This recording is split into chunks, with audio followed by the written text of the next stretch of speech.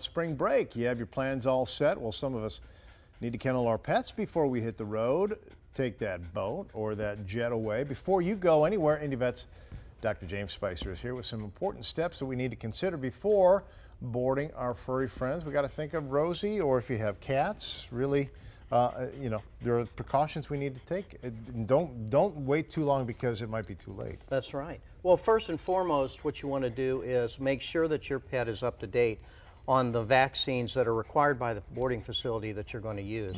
And that means get them like a couple of weeks before you leave, not the day before. They really aren't going to be adequately protected. Give us an idea, what are those shots? Well, for dogs, fundamentally the shots that are going to be most important are distemper, rabies, bordetella, known as kennel cough, and also influenza because we do have influenza going around. Canine influenza. Canine influenza, that's right. Okay.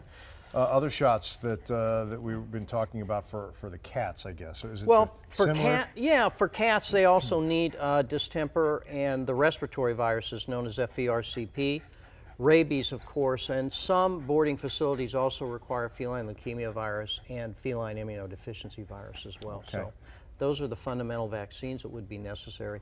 You know, before you go, the other thing you want to do is make sure that you've applied or given a 30-day flea and tick preventative. Okay. That way, when you pick your pet up, you're not going to bring any hitchhikers home with you. Right. That's not good. And it's really a good idea to also take a container of your pet's food to the boarding facility. Most boarding facilities will accept that. That assures them they're going to eat well while you're gone.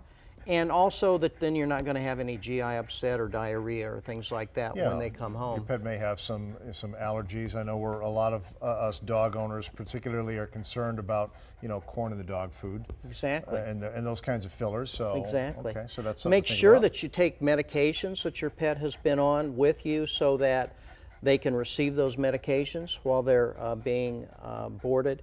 And the other thing that's really good to do is to make sure that you've enlisted someone that could be a caretaker for the pet in case the pet gets ill. They could come pick the pet up, take them to the veterinarian, your veterinarian, and also make sure that the boarding kennel knows who your veterinarian is, because if there's a real emergency, they may have to take the pet to the veterinarian, and it's always good to take them to the veterinarian that is familiar with your pet. Spring break coming up next month and then into April here, and you don't want to be caught unawares. So Dr. Speiser, thanks for the good information here. Rosie, as always, you are a model citizen here. Yeah. If you'd like information about IndyVet Emergency and Specialty Hospital, all of their services, all of their educational opportunities, we'll hook you up at fox59.com. You going anywhere fun for spring break? No. You don't have a spring break, do you? You just have a vacation when the mood strikes. Yeah, not this year. You and Rosie. All right, it's 9:14. Let's check in with Jim and say good morning. Hey, good morning, Ray. Great tips.